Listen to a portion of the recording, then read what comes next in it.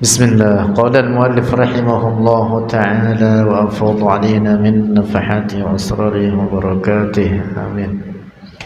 ويجب dan wajib qarnul imani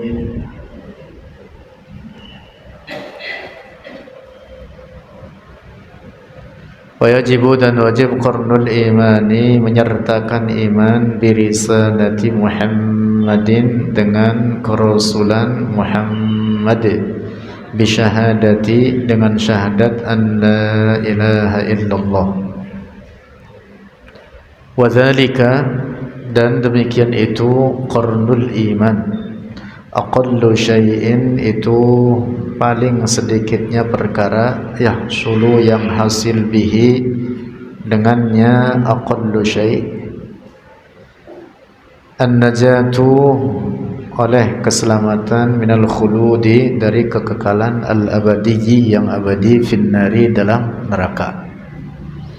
Nah, jadi tidak cukup hanya berkeyakinan la ilaha illallah saja, tetapi juga wajib meyakini kerasulan Nabi kita, Nabi Muhammad sallallahu alaihi wasallam. Ada sebagian orang, seperti di beberapa orang di wilayah Eropa, mengakui ketuhanan Allah tapi tidak mengakui kerasulan Nabi Muhammad.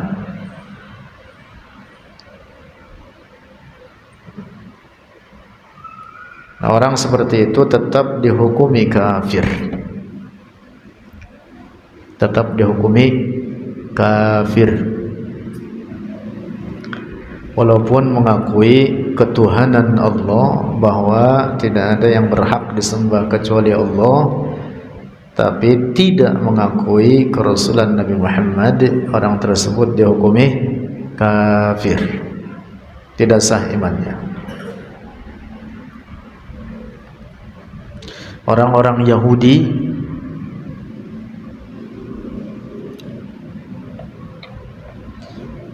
mengakui ketuhanan Allah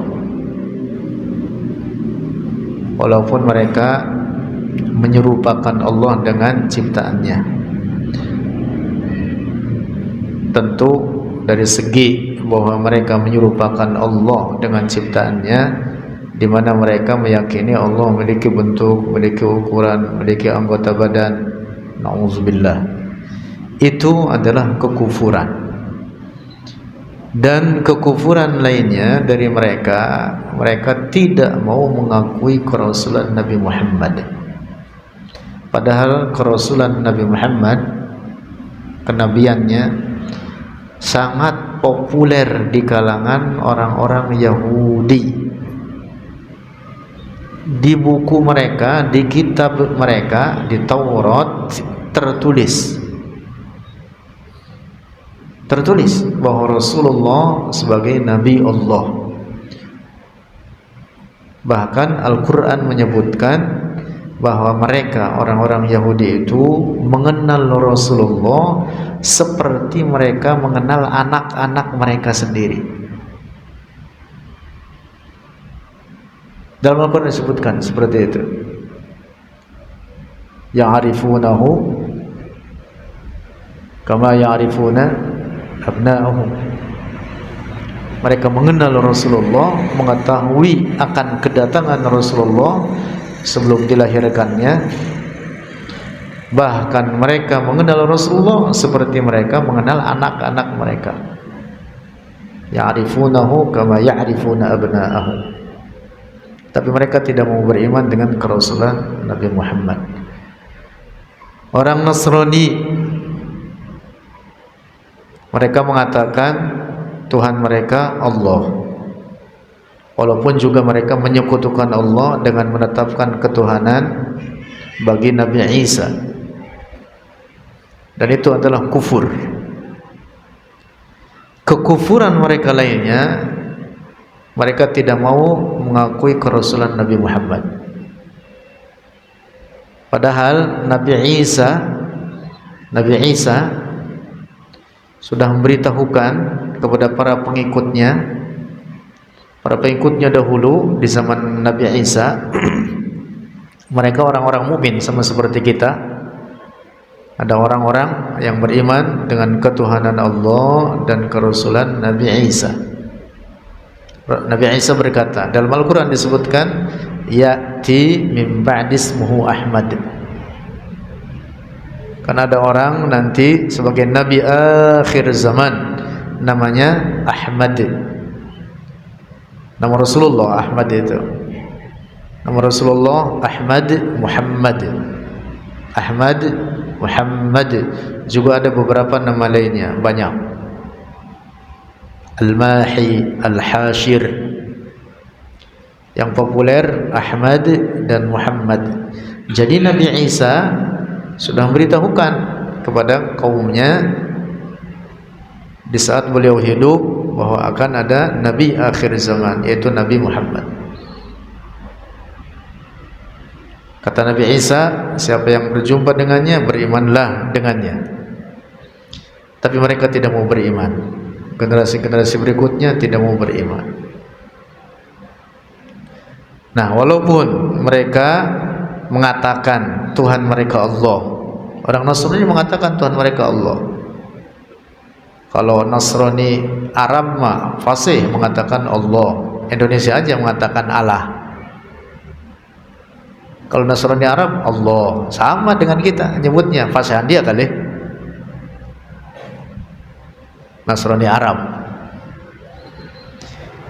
Nah, tetapi mereka tidak mau mengakui kerasulan Nabi Muhammad, sehingga itu adalah kekufuran. Nah, jadi wajib menyertakan keimanan dengan kerasulan Nabi Muhammad, Muhammadur Rasulullah, dengan keimanan kepada ketuhanan Allah. Tidak cukup la ilaha illallah saja. Wajib berkeyakinan Muhammadur Rasulullah. Lanjut. Makna syahadataini bermula ini itu makna dua syahadat. Fa makna syahadati an la ilaha illallah, maka makna syahadat an la ilaha illallah ijmalan, secara global. A'tarifu, mengakui oleh aku, bilisani, dengan lidahku, wa a'taqidu, dan meyakini oleh aku, wa uz'inu, dan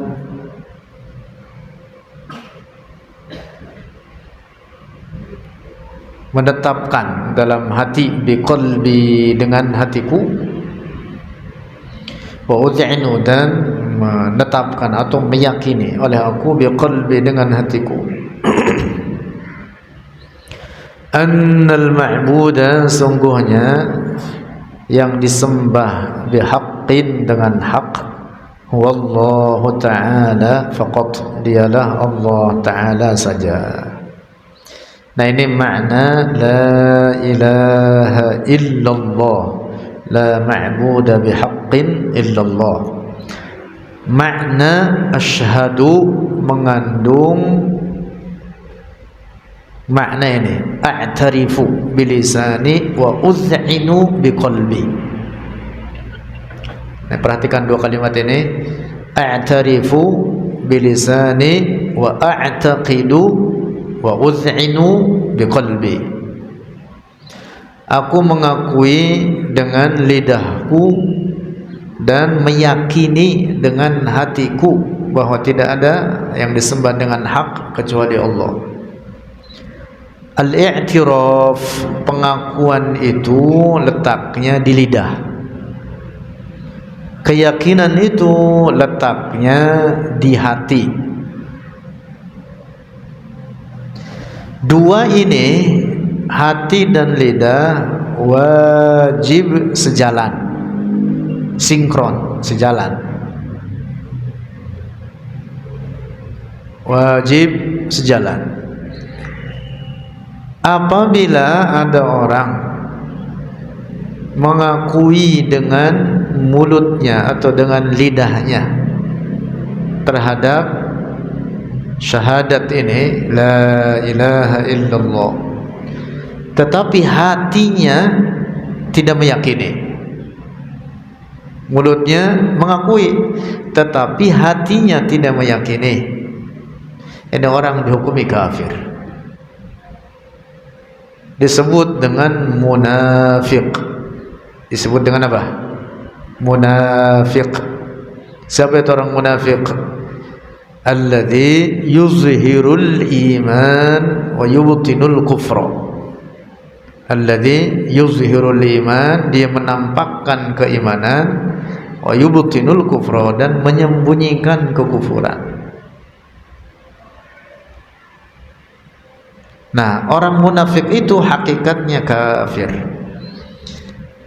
Nah, kita menghukumi dia secara zahir muslim. Mengapa? Karena yang nampak bagi diri kita, dia mengakui dengan mulutnya. Kita tidak tahu isi hatinya. Tetapi secara hakikat ini orang kafir. Paham tidak ya? Ada orang masuk Islam misalkan, lantas dia bersyahadat, punya urusan misalkan mau kawin mau apa, lantas dia bersyahadat, mengucapkan dengan dua kalimat syahadat dengan mulutnya, maka kita menghukumi dia apa? Muslim. Kalau ternyata dalam hatinya dia mengingkari apa yang diucapkan, tidak meyakini apa yang diucapkan, tidak meyakini ketuhanan Allah dan kerasulan Nabi Muhammad, ini orang hakikatnya kafir. Namanya apa? Munafik. Namanya apa? Munafik. Adapun kita menghukumi secara zahir dia muslim karena dia bersyahadat, hatinya kita nggak tahu. Nahnu nahkumu bizzawahir wallahu yatawallas sarair, kata para ulama begitu. Kita menghukumi secara zahir, urusan hati adalah urusan Allah. Tapi secara hakikat ini adalah orang kafir. Itu disebut apa? Munafik. Nah, demikian pula sebaliknya, umpama ada orang dia meyakini ketuhanan Allah dan kerasulan Nabi Muhammad dengan hatinya, tetapi tidak mau mengakui dengan mulutnya. Tidak ada iqrar, tidak ada i'tiraf, pengakuan dengan lidahnya tidak ada. Walaupun dia meyakini dengan hatinya. Kata para ulama kita, jumhur ulama, mayoritas ulama mengatakan ini orang juga dihukumi kafir. Harus dipahami nih. Kata para ulama, ini menurut mayoritas para ulama, saya bersandar kepada mereka. Mereka mengatakan seperti Abu Thalib, pamannya Rasulullah. Siapa? Abu Thalib. Kata para ulama, hatinya meyakini ketuhanan Allah dan kerasulan Nabi Muhammad, tetapi mulutnya tidak mau mengakui. Dan bahkan dalam hadis sahih riwayat Imam Al-Bukhari, ketika Rasulullah masuk ke kamarnya, kamar pamannya ini, paman Rasulullah, menjelang wafatnya, Rasulullah mengatakan kepadanya, bersyahadatlah engkau, tasyahhad, bersyahadatlah engkau. Tetapi dia tidak mau bersyahadat. Kemudian sampai wafat, Rasulullah keluar, dan di luar kemudian berkata, di antaranya bahkan kepada Sayyiduna Ali ibn Abi Thalib yang merupakan putranya Abu Thalib. Rasulullah mengatakan telah meninggal Syekhul Kufr. Disebutnya dengan apa? Syekh al-Kufr, Syekhul Kufr. Nah, jadi mayoritas ulama, menurut mayoritas ulama disebutkan bahwa Abu Thalib meyakini keimanan dengan hatinya, tetapi tidak ada i'tiraf, tidak ada ikrar atau pengakuan dari mulutnya. Diriwayatkan bahwa beliau mengatakan, ana ala dini Abdul Muttalib. Kata dia, ana ala dini Abdul Muttalib. Saya di atas ajaran Abdul Muttalib. Abdul Muttalib kakaknya Rasulullah. Adapun kakaknya Rasulullah wafat di zamanil fatrah. Zamanil fatrah itu zaman yang tidak ada kenabian di dalamnya. Dan orang yang wafat di zamanil fatrah, mereka apa? Mati dalam keadaan selamat. Mengapa? Karena tidak sampai dakwah Rasulullah kepadanya.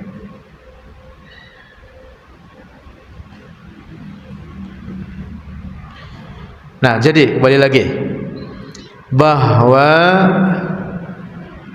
mulut dengan hati wajib sejalan. Mulut mengakui atau lidah mengakui dengan dua syahadat ini, dan kemudian juga ya hati meyakini. Hati meyakini. Tidak cukup dengan salah satunya saja, beriman dengan mulut saja tanpa meyakini dengan hati, atau sebaliknya meyakini dengan hatinya tetapi mulutnya tidak mau mengakui. Nah, karena itulah diungkapkan dalam kata syahadat ini atau makna syahadat ini, kata asyhadu itu mengandung dua makna ini.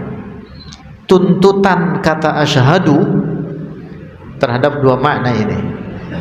Jadi seorang ketika mengucapkan kata asyhadu an la ilaha illallah, asyhadu artinya a'tarifu bilisani wa udh'inu biqalbi wa a'taqidu biqalbi wa udh'inu biqalbi. Itu dia kandungan dua syahadat itu. Jadi seharusnya kalau kita mau terjemahkan, ini terjemahan yang baik ini, kata asyhadu, karena terjemahan kita kata asyhadu diartikan apa?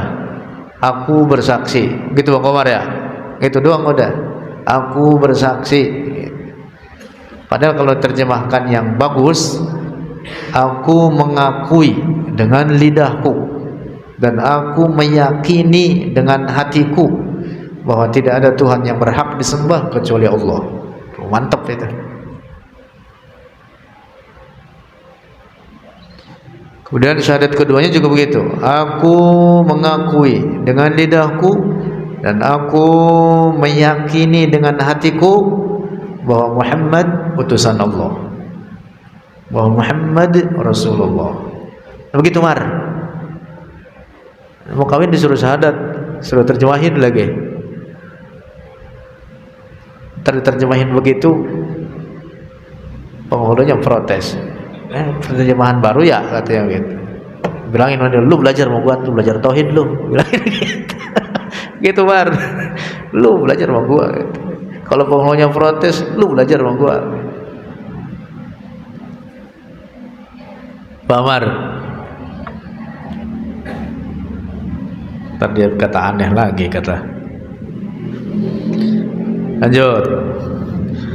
Wa ma'na syahadati anna Muhammadur Rasulullah, dan bermula makna syahadati anna Muhammadur Rasulullah, a'tarifu mengakui oleh aku, bilisani dengan lidahku, wa udh'inu dan meyakini oleh aku, biqalbi dengan hatiku, anna sayyidana sesungguhnya pemimpin kita, pemimpin kami yaitu Muhammadan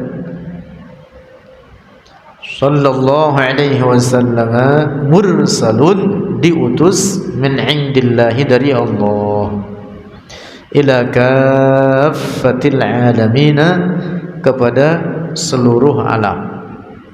min insin dari manusia, wa jinnin dan jin.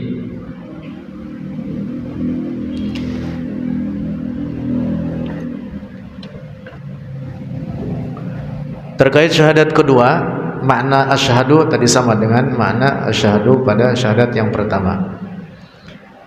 Nah, makna syahadat kedua ini meyakini bahwa Rasulullah sebagai utusan Allah kepada seluruh alam, ila kaffatil alamin, min insin wa jinnin, daripada bangsa jin dan bangsa manusia. Nah, penyebutan kepada seluruh alam disebutkan dalam Al-Quran, dalam firman Allah, wa ma arsalnaka illa rahmatan lil alamin, kepada seluruh alam. Nah, seluruh alam apa maknanya? Seluruh alam. Apa itu alam? Kullu ma siwallah, segala sesuatu selain Allah. Adapun penyebutan min insin wa jinnin, dari bangsa manusia dan jin, adalah karena bangsa manusia dan jin itulah yang mukallaf. Yang apa? Mukallaf, yang kena beban syariat, yang kena beban syara'. Artinya bahwa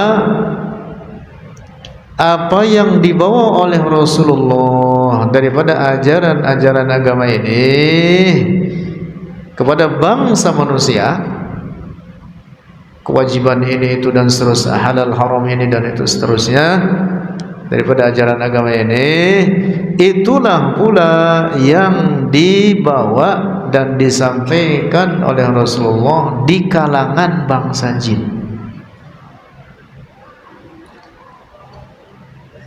Dan sebagaimana di kalangan bangsa manusia terbagi kepada dua bagian, ada mukmin, ada kafir.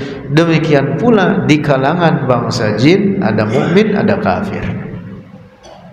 Itu disebutkan dalam Al-Quran.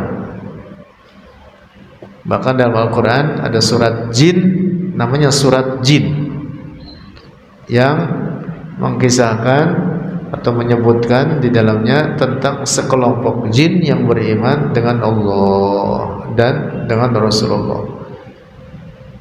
Qul uhiya ilayya annahu istama'a nafarun minal jinni faqalu inna sami'na qur'anan ajaba yahdi ila ar-rusydi fa'amanna bihi walan nusyrika bi rabbina ahada. Beriman, mereka beriman, sebagian dari mereka beriman, kami beriman dengan Al-Quran dan beriman dengan Allah. Mereka yang mukmin, yang saleh, yang bertakwa, bahkan juga ada para wali Allah di kalangan bangsa jin, sebagaimana di kalangan bangsa manusia. Yang rajin-rajinnya datang ke Masjid Al-Madinah, ngikut ngaji. Ada itu Bang Komar, kitanya aja kagak ngeliat. Iya, kitanya kagak ngeliat. Ada.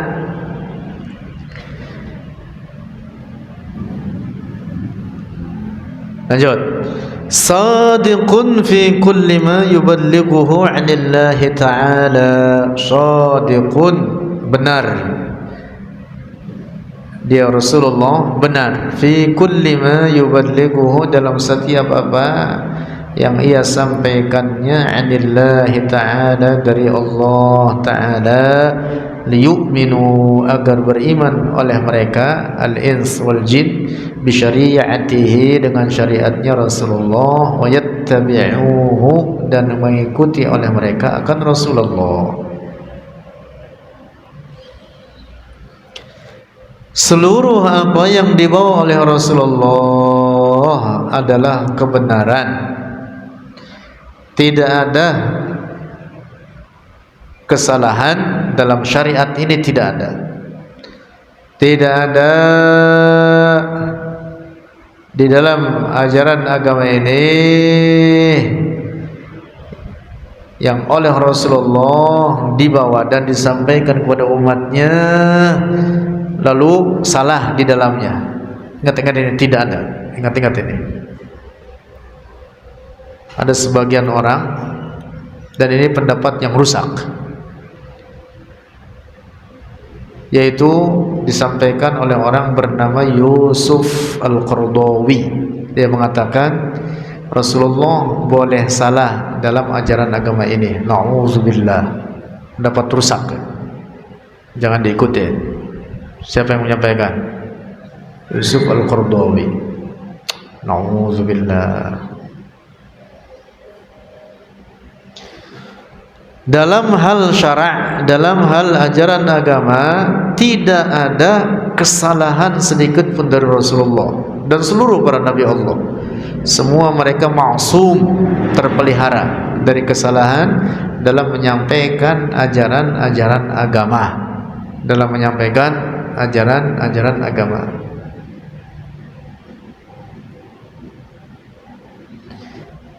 Para ulama mengatakan kecuali dalam urusan dunia ada mungkin salah dari Rasulullah, kata para ulama, tetapi bukan dalam urusan agama, khusus dalam urusan apa? Dunia. Dan itu dibuktikan dengan beberapa hadis Rasulullah yang dijadikan dalil oleh para ulama terkait masalah tersebut. Kesimpulannya, kalau dalam masalah urusan agama tidak ada sedikit pun kesalahan.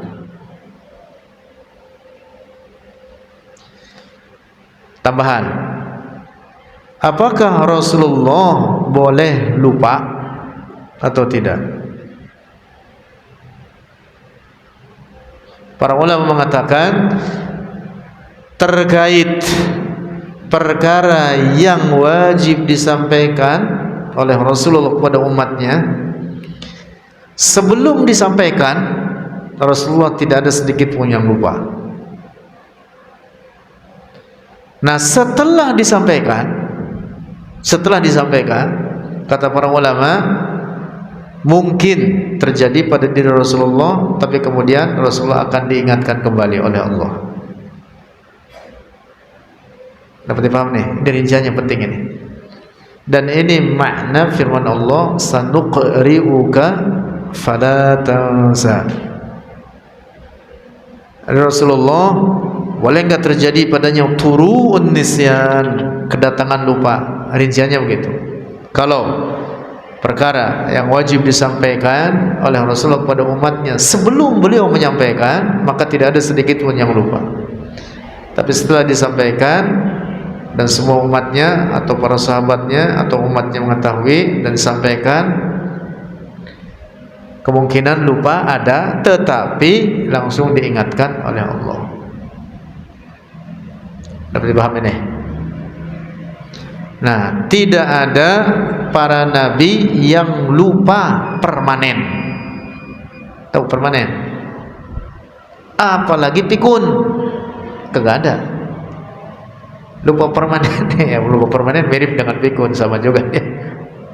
Itu Bang Komar. Tidak ada nabi yang lupa. Ya kalau lupanya sering atau lupanya lama gitu, akan diketawakan oleh umatnya. Tidak ada nabi itu yang lupa. Nah, jadi lupa itu boleh terjadi tapi diingatkan, yaitu pada perkara yang sudah disampaikan kepada umatnya. Nah, itu pemahaman kata para ulama dari makna ayat apa? Sanuqri'uka fala tansa.